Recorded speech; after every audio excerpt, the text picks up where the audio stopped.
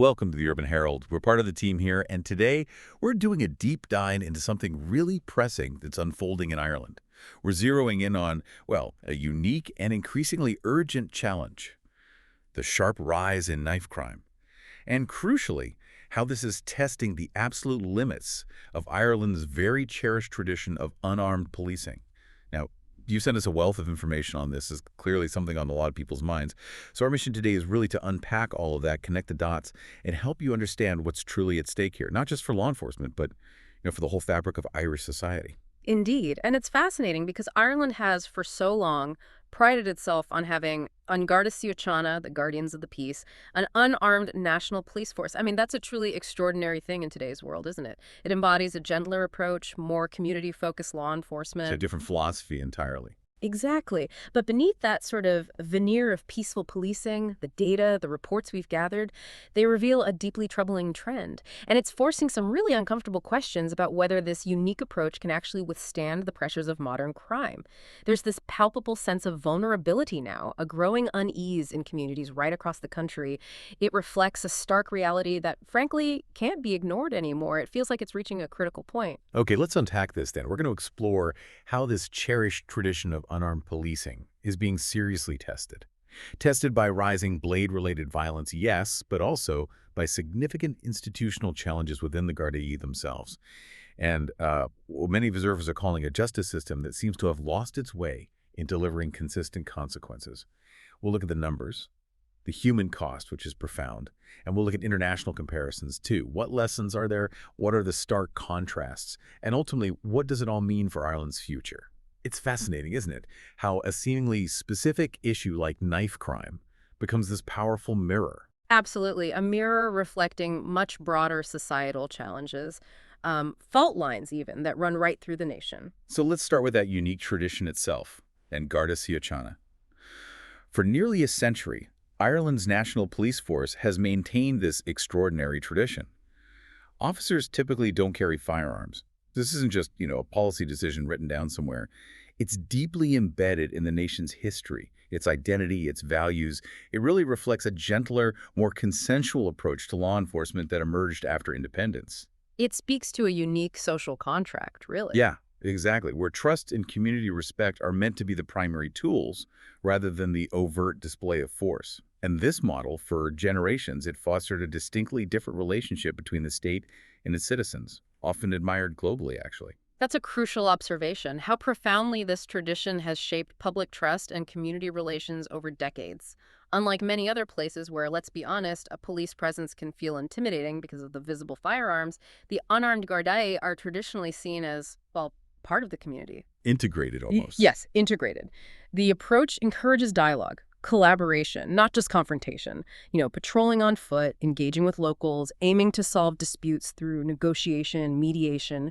Not just the threat of lethal force, it really does set Ireland apart, gives it a unique civic character, as you said.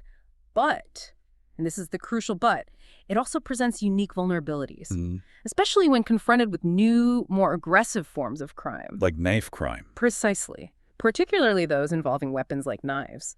This traditional model faces a huge challenge from individuals who operate completely outside that established social contract. The very things that made the Gardaí effective, their moral authority, that community respect, they're just less potent against people who simply disregard them. So that gentler veneer, that unique approach, it's undeniably being chipped away now. Knife crime in Ireland, it seems to have quietly but persistently evolved from maybe an occasional concern, a sort of niche problem, to a pervasive and really pressing reality across many communities. This isn't just a minor uptick we're talking about. No, it feels like a fundamental shift. Yeah, fundamental shift in the nature of criminal activity. Yeah. Moving away from maybe more traditional, often nonviolent stuff to something far more immediate, dangerous, aggressive, and it's stretching everything. The resources, the resolve, and critically, the immediate safety of both the Gardaí themselves and the communities they're supposed to serve. It's a challenge to the very essence, isn't it? The essence of how law and order has historically been maintained in Ireland. And if you place this in that broader context, this shift fundamentally challenges the historical viability of an unarmed force. It raises that urgent question: how does a policing model largely designed for a different era, maybe a more innocent time, or at least less overtly violent. How does it adapt to this rapidly evolving threat landscape? And this Garda crisis, as some sources are calling it, it's not abstract anymore. No, it's a daily reality, not just for the officers on the front line facing these dangers with, let's face it, limited defensive tools. It's deeply felt by citizens. People who see these changes impacting their basic sense of security, their freedom to just walk around their own neighborhoods safely, their quality of life. That foundation of community peace, maybe once taken for granted, it feels like it's demonstrably being eroded. Yeah, eroded by this whole new dynamic. Okay, let's turn to the numbers then, because they paint a really, really sobering picture. Over 11,000 knives seized by Gardaí in just the past 5 years. 11,000. And here's a figure that really jumps out. Over 2,100 blades confiscated in 2024 alone. Now, okay, there was a slight numerical decrease from 2023, which saw 2,193 seizures. Tiny decrease. But that 2024 figure still marks a staggering 60% increase from the seizure levels just a decade earlier. 60%. Just pause on that. 60% more than a decade ago. To put that into perspective, right? Imagine for every 10 knives officers found a decade ago, they're now finding nearly 17. What? That fundamentally changes the risk profile of every single interaction they have. Every street patrol, every public gathering, every call they respond to. That's not a fluctuation. It's a dramatic, sustained escalation in just the presence of these weapons on the streets. And that consistency in the high seizure rates, it really prompts us to ask, what underlying trends does this actually signify? Minister for Justice Jim O'Callaghan's newly released data, it explicitly shows an average of more than 2,000 knives seized annually, every year between 2020 and 2024. 2,000 a year, on average. Yeah. As Aeon 2 leader Pedar Toybin described it, it's not just concerning, it's alarming. And the fact that these seizures stayed high even during the COVID-19 lockdowns, most of daily life was shut down. Social interactions were heavily restricted. Right, you'd expect maybe a dip then. You would think so. But it stayed high, and that's particularly telling. It suggests that carrying blades isn't just some statistical blip. It's not tied simply to people being out and about more. Instead, it points to a deeply entrenched trend. It indicates this normalization of carrying weapons within certain communities, within criminal networks. So it's become normal for some. It seems that way. This isn't just about crime statistics. It feels like a pervasive shift in behavior, in mindset. And for every knife the Gardaí confiscate, that pressing question hangs in the air for the public. How many more are still out there, undetected? Yeah, that must create a huge amount of anxiety. A pervasive atmosphere of anxiety, absolutely. It affects the very fabric of daily life for ordinary citizens just trying to get by. So what does this actually mean for daily life on the ground? For you, listening. We're talking about really profound psychological impacts here, extending far beyond the direct victims of attacks. We're hearing reports, genuine accounts from parents across the country who are actively altering their families' daily routines. Like what specifically? Specifically, changing their children's routes to school or limiting evening activities, things like sports practice, youth clubs. Why? Precisely because of these growing fears around blade-related violence. It's not just the raw numbers. It's the insidious way this fear just permeates communities. It forces people to live differently, to make choices based on a heightened sense of risk that maybe wasn't there a decade ago. It changes how people interact with their own neighborhoods, their own spaces. And perhaps most telling in this data is the geographical distribution of these seizures. Where are they happening? Roughly half, about 50%, of all knife confiscations occur within Dublin's 6 police divisions. We're half in Dublin. Yeah. Dublin North Central alone saw 325 seizures in 2024, followed pretty closely by Dublin South Central at 250. And this isn't simply a matter of population density, the easy explanation for a capital city. No, it feels more concentrated than that. Exactly. It highlights specific, deeply concentrated hotspots where this issue is acutely prevalent, often areas grappling with, multiple complex challenges. Absolutely.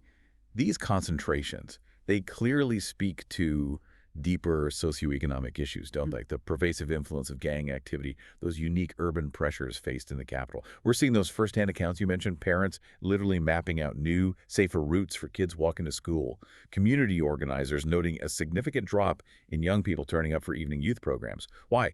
Safety concerns in these specific areas. And it's not just Dublin, is it? That's important to stress. No. Definitely not. Significant numbers pop up elsewhere. Limerick saw 141 seizures, Cork City 126, and even the Cavan Monaghan Louth region up near the border saw 112 confiscations. So it clearly indicates that while Dublin might be the epicenter, knife crime is a broader national challenge. It touches major urban centers, yes, but also regional towns, even border areas. It shows how widespread this has become. And a striking aspect here is the profound ripple effect these trends are having. You hear it from local community leaders across these affected areas, from inner-city Dublin right out to regional towns. They consistently report this growing, palpable sense of vulnerability among their residents. People just feel less safe. Fundamentally less safe. People talk about increased vigilance, consciously altering their routes, avoiding certain areas when walking at night, even in places they've lived for decades. Shop owners, particularly those open late, describe heightened tensions, increased worries about the safety of their staff, their customers. It must change the whole atmosphere. It subtly but significantly alters daily interactions and that vibrant community life Ireland is traditionally known for. It impacts everything. Reduced participation in community events, youth programs dropping off due to safety fears, even changes in local business hours as shops try to protect people. It's this quiet but profound transformation of public spaces. And when we look at the official data, the Central Statistics Office, the CSO data, it confirms that knife seizures are just one part of a broader, more worrying trend. In 2024, yes, some crime categories showed welcome decreases, which is good news. But weapons-related offenses continue to cause significant and actually escalating concern among law enforcement. These aren't just abstract categories in some report, are they? No, exactly. These statistics represent real, tangible threats to public safety on the streets. And placing this in that broader context, what we're really witnessing is actual violence affecting real communities with terrible consequences. It ranges from, tragic family disputes that escalate, sometimes fatally, simply because a weapon is present, all the way to organized gang-related incidents that terrorize whole neighborhoods, instill fear, disrupt daily life completely. And when we see these Irish knife crime statistics showing sustained patterns, not just seizures, but weapons possession charges, assault-related offenses, we are witnessing the observable erosion of the social fabric, the very fabric that, historically, made Ireland's unarmed policing model even viable in the first place. the psychological impact must be huge. Profound and far-reaching. Teachers report increased anxiety among students, kids hearing about incidents, maybe even witnessing things. Social workers describe heightened tensions in youth programs, young people feeling unsafe. Community centers note declining participation in evening activities, sport. It creates a vicious cycle, doesn't it? Absolutely. Reduced community engagement leads to more social isolation, fewer positive outlets for young people, and that potentially opens the door for criminal recruitment, drawing more vulnerable individuals into this dangerous cycle of violence. Okay, let's shift focus slightly to the institution itself and Garda Síochána. Because the irony here is stark, almost tragic. As knife crime rises across the nation, the very force tasked with tackling it finds itself increasingly vulnerable, under-resourced, stretched to its absolute limits. It's a huge disconnect. Yeah, and Garda Síochána operates with these chronic staffing shortages. It's a direct legacy, isn't it? Austerity policies, years of governmental neglect. It's left the force ill-equipped, both in terms of people and basic kit, to handle the rapidly evolving and increasingly dangerous threats they now face. It feels almost like a betrayal of trust, in a way, from the system that created this unique force. And it raises that crucial question: how can any force effectively tackle modern threats when it's operating significantly below its optimal strength and with insufficient tools? What are the current numbers? Current Garda strength is hovering around 14,300 members, which is still notably below the government's own target of a minimum of 15,000. And the long-term aim is eventually 18,000. So quite a shortfall. And recruitment is still struggling. Despite commitments, despite budget allocations, recruitment challenges persist.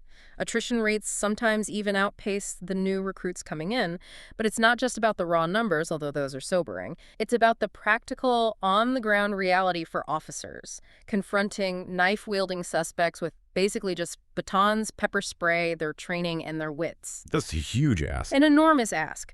Recent reports, especially from Garda representative bodies, they even reveal that public order Gardaí are increasingly reluctant to engage forcefully. Why? Because they feel they lack the numbers, lack adequate backup. Existing officers rely heavily on overtime just to plug the gaps, leading to immense fatigue, chronic burnout right across the ranks. And that traditional approach, That traditional Irish approach relied so heavily on moral authority, community respect, but those tools demonstrably lose effectiveness when you're facing individuals who've just moved entirely beyond the social contract that makes that kind of policing possible.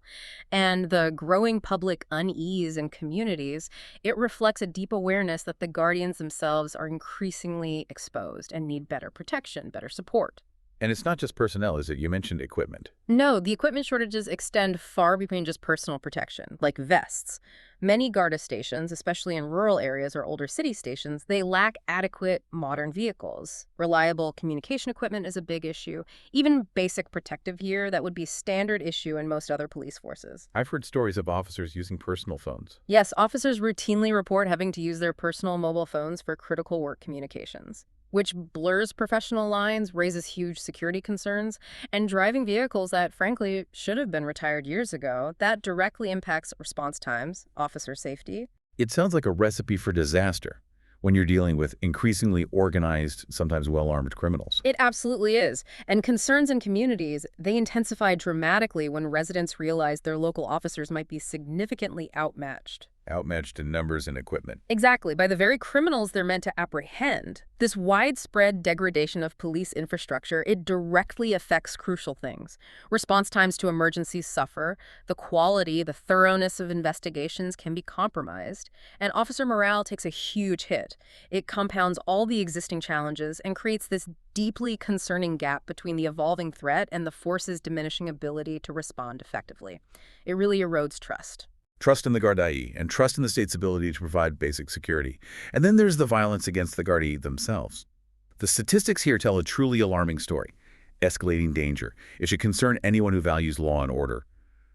Let's just run through the numbers quickly because the trajectory is unmistakable. 2020, 223 assaults recorded. 2021, that rose to 266. 2022, climbed further to 316. Then 2023.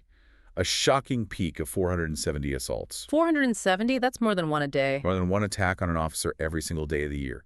And while 2024 saw a slight decrease down to 372 assaults, that figure is still a staggering 67% higher than the 2020 level. So baseline level of aggression has dramatically increased, even with that small dip. Exactly. And looking at 2025, just through July, there have already been 156 assaults recorded. So the trend of high-level violence persists. This isn't just a trend. It feels like a full-blown crisis for frontline policing. It really does. And as you said, that 2023 peak means more than one attack on a police officer every single day.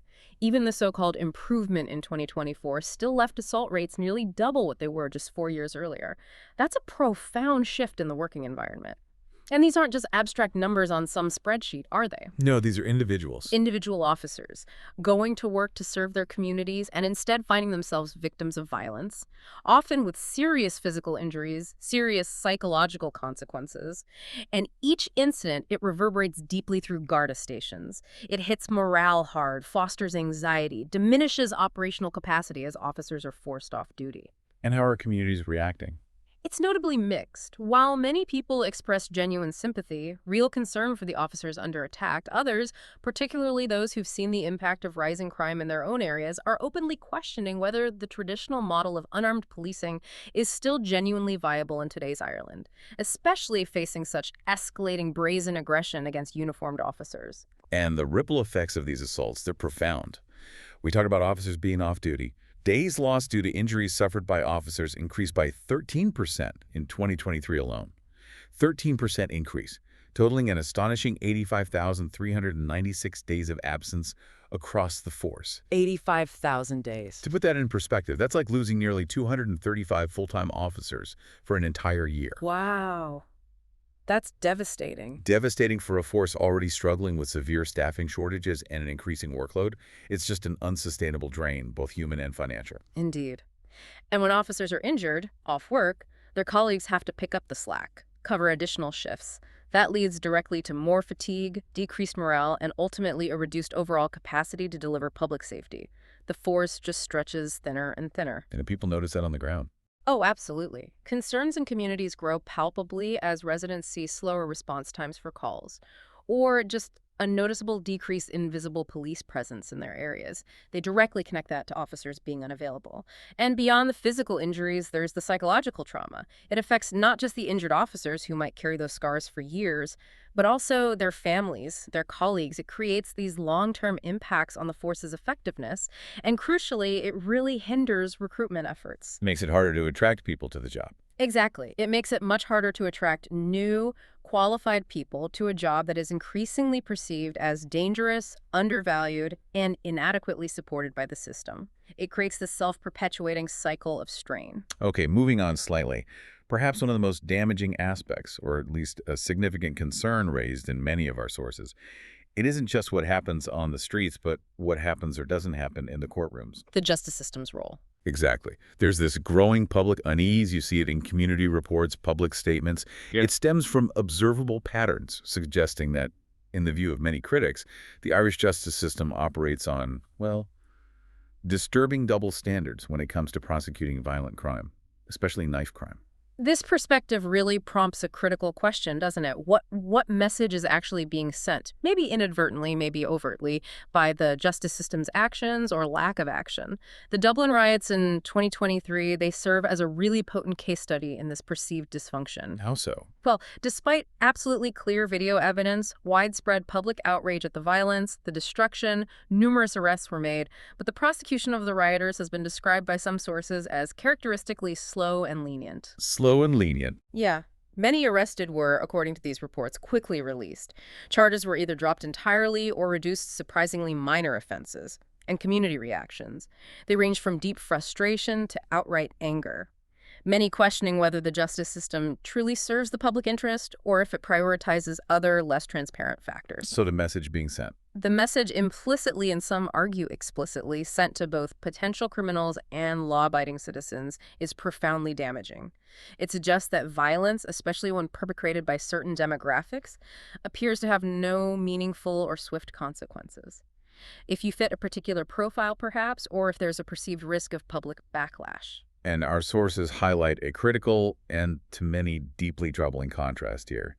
This perceived selective enforcement, it doesn't just undermine public confidence in the legal system. Some argue it actively encourages criminal behavior among those who've learned they can basically act with impunity. A sense of impunity. Yes. When, for example, young Irish offenders reportedly see their peers getting minimal consequences for serious violent crimes. While at the same time, sources contend, immigrant communities might face the full force of the law for similar or even lesser offenses. That creates a dangerous dynamic. It creates a dangerous sense of entitlement among one group and a profound sense of injustice and resentment among another. This disparity, as our sources suggest, it poisons the very perception of fairness within the justice system, and by extension, the whole social contract. Exactly. The long-term implications for social cohesion, for respect for law enforcement, they're severe and far-reaching. This perception of a two-tier system where justice seems to depend more on who you are rather than what you did, it undermines the very principle of equal justice under the law. It can lead to deep cynicism, a breakdown in trust between communities and the state, and ultimately it makes it even harder for law enforcement to operate effectively because cooperation from affected communities might just dry up. If people don't believe the system is fair, Then the very legitimacy of legal authority comes into question. It's a fundamental problem. okay, let's broaden the lens a bit. Look internationally. Ireland's current situation with rising blade violence isn't unique globally, is it? Many nations have faced similar challenges. No, it's not unique in facing the problem. But the country's response, or maybe, as some critics argue, its lack of a sufficiently robust response that seems to stand out. So, what can we learn from other nations? How do their approaches compare, maybe contrast, with Ireland's? Right. Placing this in that broader context, we see many countries have had to grapple with escalating knife crime. And out of necessity, they've developed comprehensive, often multifaceted strategies. Take the UK, for example. They've implemented a pretty robust approach. It includes enhanced stop-and-search powers, controversial, yes, but implemented, mandatory minimum sentences for repeat offenders, and substantial targeted investment in youth intervention programs, trying to divert young people away from crime, offer alternative paths. Now, some of these measures have generated significant public debate, definitely. But in some areas, they have shown measurable results in actually reducing incidents. In Scotland, I know their experience is often mentioned. Scotland's experience is particularly relevant, yes, often cited as a success story, actually. They managed to significantly reduce knife crime through a combination of robust enforcement and innovative prevention strategies. Their violence reduction unit model, for example, is fascinating. It courageously treats violence primarily as a public health issue while still maintaining strong law enforcement responses. Public health approach. Yes. And it's seen dramatic reductions in Glasgow, a city once unfortunately dubbed the murder capital of Europe. It demonstrates unequivocally that significant cultural change, even around entrenched violence, is possible. But it needs sustained political commitment and adequate resources. It offers a powerful example of what can be achieved with a holistic strategy. And France, they've taken a different approach. France, yes, different but equally robust, you could say, characterized by specialized anti-knife crime units and notably swift judicial processing of blade-related offenses. The message there, according to reports, seems clear and immediate. Carry a knife illegally, use it in a crime, face immediate, serious, predictable consequences. There's a directness and immediacy to their legal system's response that seems to contrast quite sharply with what many observers are seeing in Ireland right now. So while others adapt, Exactly. While other nations have adapted, innovated, learned from their experiences to meet these evolving threats, Ireland, according to various sources, seems characterized by institutional drift, maybe political reluctance. It appears to be continuing to rely on policing methods and judicial responses primarily designed for a gentler era, an era that maybe just doesn't exist anymore in the face of these contemporary challenges. that inertia is worrying. It is, and the growing public unease, it directly reflects an awareness that Ireland is arguably falling behind international best practices, potentially endangering both its police officers and its citizens by not evolving its strategies fast enough. The international examples clearly show that knife crime can be reduced through comprehensive, sustained efforts, combining effective enforcement, targeted prevention, and deep, genuine community engagement. The blueprint for success exists, but implementation needs real effort, real political will. And technology plays a role too, doesn't it? Modern knife crime isn't just about the blades themselves. Oh, absolutely. It's intricately linked to the technology that enables and amplifies it. How so? Well, think about social media platforms. They're actively being used to facilitate gang recruitment, to instigate turf wars, even to live stream violent acts, which glamorizes criminal lifestyles in a terrifying way. Encrypted messaging apps. They coordinate criminal activity with unsettling efficiency, making it incredibly difficult for law enforcement to monitor. And online marketplaces make buying weapons, even illegal ones, easier and more discreet than ever before.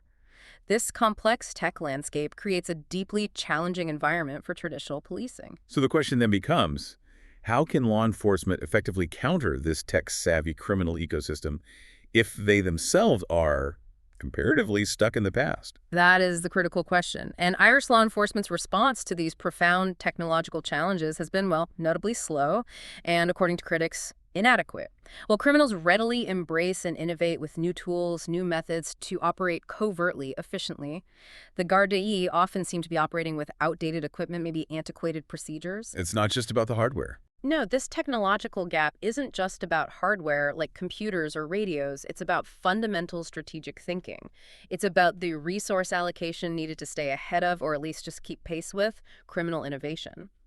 And concerns in communities grow significantly when residents realize that the criminals they fear might actually be better equipped with modern communication coordination tools than the police meant to protect them. That's a chilling thought. It is. And the consequence is a force that's increasingly reactive rather than proactive, often responding to crimes long after they happen rather than preventing them through early intelligence or intervention. In the knife crime context, where things happen incredibly fast, this reactive approach can be literally life or death. Blade violence often unfolds too quickly for traditional policing responses to be effective. Okay, let's look at the government's response and the wider societal factors. The Irish government's response to this escalating crisis, it's been described by many as incremental reactive, almost like playing catch-up with a problem that's accelerating away from them. Lagging behind the curve. Yeah. They've made some legislative changes. Yeah. Enhanced penalties for assaulting Gardaí. The maximum sentence went up from 7 to 12 years in November 2023.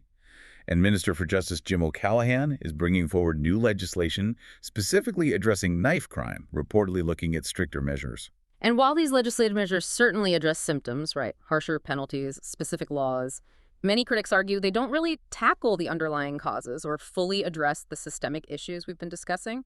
Take the expansion of stop and search powers, for example, which is part of the conversation. That represents a really significant philosophical shift for Irish policing. How so? Traditionally, they've been limited. Very limited and carefully regulated, reflecting deeply held democratic values, community sensitivities, trying to avoid over-policing. But the stark reality of just how pervasive knife carrying has become has forced a reconsideration of those traditional restrictions. The growing public unease is demanding tangible action, even if it challenges established approaches to civil liberties and police powers. It's a really difficult balancing act. And enhanced penalties for knife crimes themselves. Also under consideration, proposals for mandatory minimum sentences for repeat offenders, for instance. But their effectiveness, as sources constantly point out, depends entirely on consistent enforcement and, crucially, judicial compliance. Judges actually applying the sentences. And those are areas where Ireland's track record raises serious concerns among communities already struggling with crime-related anxiety. That perceived gap between what the law says and what happens in court often undermines public confidence in these measures before they even start. And what about resources? You mentioned the targets, the budgets. Political promises of increased Garda resources have been a constant refrain for years, haven't they? Almost standard in budget announcements. Budget 2025 does provide over $2.48 billion, with a commitment to fund at least 5,000 new Gardaí over the next 5 years. On paper, that sounds substantial. It sounds substantial, yes. Yet, despite these significant financial commitments, the recruitment challenges persist, and staffing levels across the force remain demonstrably insufficient to address the current operational challenges effectively. Community expectations, understandably, they rise with each government announcement of new funding or recruitment targets. But the growing public unease reflects that persistent, tangible gap between the political rhetoric and the reality on the ground. People aren't seeing the difference yet. Residents in affected areas consistently report little improvement in visible policing, despite these huge budget figures being announced. And even if recruitment is successful, these new recruits won't be operational for many months, sometimes years, given the extensive training required. Meanwhile, experienced officers continue to retire or transfer out, perhaps to less dangerous roles, creating a significant brain drain, undermining institutional knowledge and capability at a really critical time. And the equipment upgrades. Similarly slow and, according to many officers themselves, inadequate. While some specialized units might have received improved protective gear, many frontline officers are still working with outdated or insufficient tools. That disconnect between the political rhetoric about robustly supporting law enforcement and the practical reality of under-equipped officers, it's stark, it's dangerous.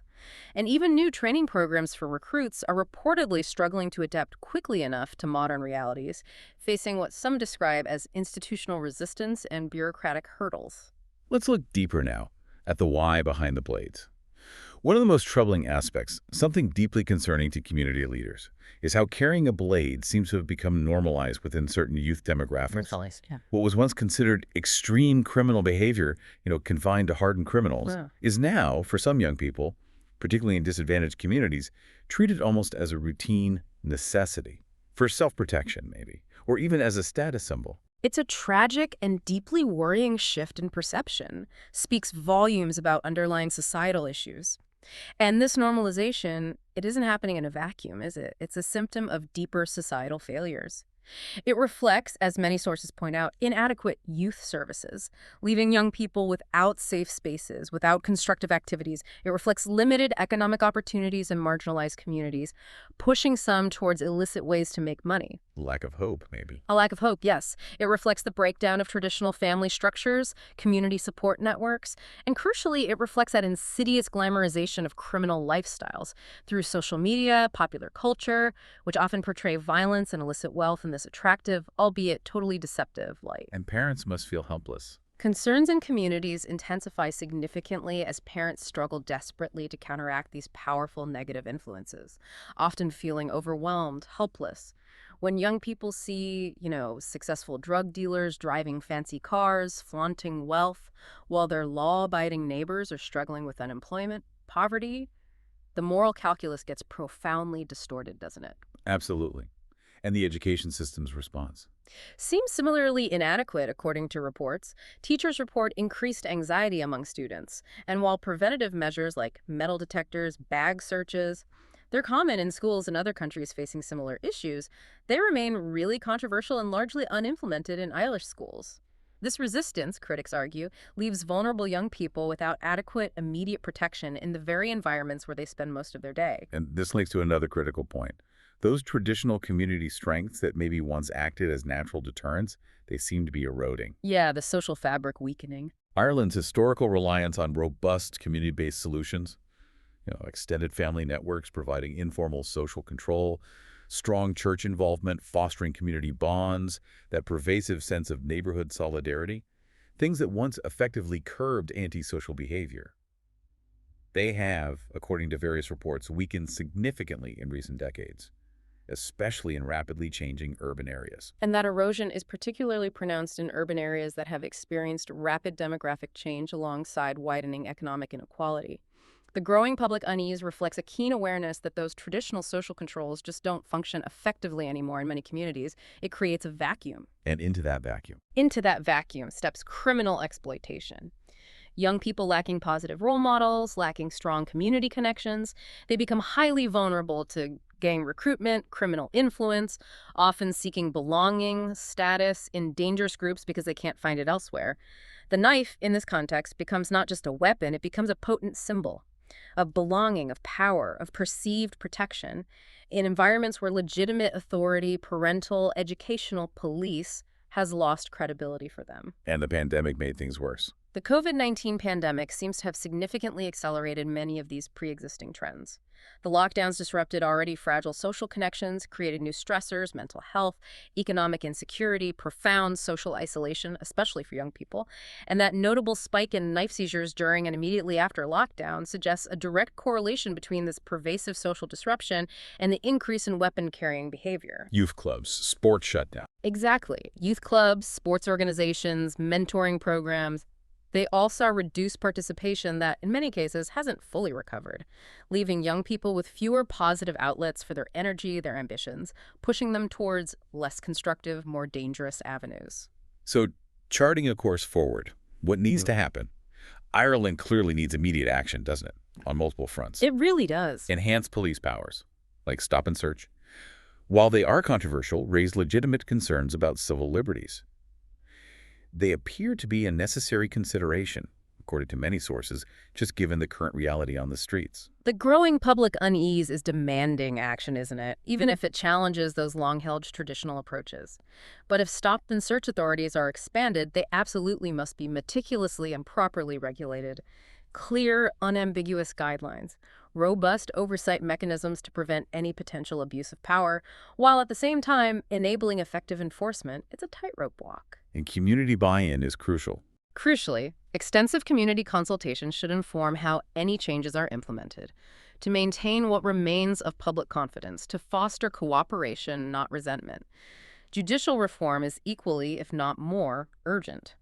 The current system perceived lenient sentences, regrettable delays in prosecutions, has, according to numerous critics, fostered that deeply damaging culture of impunity we talked about.